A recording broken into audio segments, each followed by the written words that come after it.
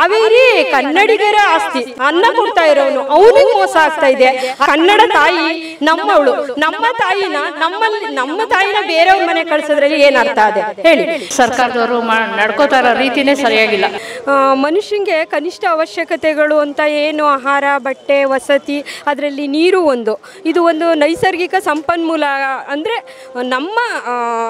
ನಮ್ಮ ಸಂಪನ್ಮೂಲ ಅಂತಲೇ ನಾವು ನೀರನ್ನು ಹೇಳಬೇಕು. ಯಾಕೆಂದರೆ ನೀರು ನಮ್ಮ ಕಾವೇರಿ ಕನ್ನಡಿಗರ ಆಸ್ತಿ. ಅದನ್ನು ಈಗ ಕೊಡೋಣ, ಹೆಲ್ಪ್ ಮಾಡೋಣ, ಇಲ್ಲ ಅಂತಲ್ಲ. ನಮಗಿಲ್ದಂಗೆ ಬೇರೆಯವ್ರಿಗೆ ಹೆಲ್ಪ್ ಮಾಡಬೇಕು ಅಂತ ಇಲ್ಲಲ್ಲ, ನಾವು ಇಟ್ಕೊಂಡು ಹೆಚ್ಚಾಗಿ ಇದನ್ನು ಕೊಡೋಣ ಅಂತ ನಾನು ಹೇಳೋಕ್ಕೆ ಇಷ್ಟಪಡ್ತೀನಿ. ಅದು ಮತ್ತು ಇನ್ನೊಂದೇನೆಂದರೆ, ನಮ್ಮ ಭಾರತ ಕೃಷಿ ಪ್ರಧಾನವಾದ ರಾಷ್ಟ್ರ. ಭಾರತದ ಆರ್ಥಿಕತೆಯ ಬೆನ್ನೆಲುಬು ಕೃಷಿಯಾಗಿದೆ. ರೈತರ ಜೀವನಾಧಾರ ಇದೇ ಕೃಷಿನೇ ಅವಲಂಬಿಸಿದ್ದಾನೆ.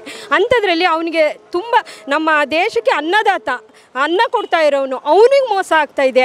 ಅದರಲ್ಲೂ ಹೇಳಬೇಕು ಅಂದರೆ, ನಮ್ಮ ಕನ್ನಡ ತಾಯಿ ನಮ್ಮವಳು, ನಮ್ಮ ತಾಯಿನ ಬೇರೆಯವ್ರ ಮನೆ ಕಳ್ಸೋದ್ರಲ್ಲಿ ಏನು ಅರ್ಥ ಅದೇ ಹೇಳಿ? ಇವ್ರು ಮಾಡ್ತಿರೋದು ಅದೇ ಕೆಲಸ. ನಾವು ಇವರು ನಮಗೆ ಸ್ಪಂದಿಸ್ತೆ ಹೋದರೆ, ಇವಾಗ ಜಿಲ್ಲಾ ಮಟ್ಟದಲ್ಲಿ ನಡೀತಾ ಇದೆ, ಇದು ರಾಷ್ಟ್ರ ಮಟ್ಟದವರೆಗೂ ನಾವು ಹೋರಾಟ ಮಾಡೋಕ್ಕೆ ರೆಡಿ ಇದ್ದೀವಿ.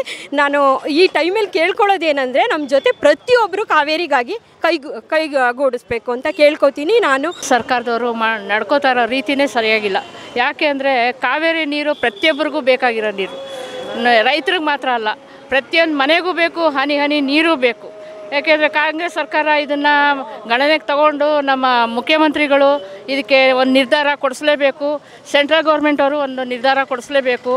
ದಯವಿಟ್ಟು ನಮ್ಮ ಕಾವೇರಿ ಸಮಿತಿಯಿಂದ ನಾವು ಉಗ್ರವಾಗಿ ಹೋರಾಟ ನಡೆಸ್ತಾ ಇದ್ದೀವಿ. ಇದು ಇನ್ನೂ ನಡೆಯುತ್ತೆ. ಇದು ಇಷ್ಟಕ್ಕೆ ನಿಲ್ಲಲ್ಲ. ಉಗ್ರ ಅಂದರೆ ರೈಲ್ವೇದು ನಾವು ನಿಲ್ಲಿಸ್ಬೇಕಾಗುತ್ತೆ, ರಸ್ತೆ ಸಾರಿಗೆ ನಿಲ್ಲಿಸ್ಬೇಕಾಗುತ್ತೆ, ಮನೆಗೂ ಬಂದು ಪ್ರತಿಯೊಬ್ಬರು ಬಂದು ಉಗ್ರವಾಗಿ ಹೋರಾಟ ನಡೆಸ್ಕೊಡ್ತೀವಿ ಅಂತ ಈ ಮೂಲಕ ನಾವು ಕೇಳ್ಕೊತೀವಿ.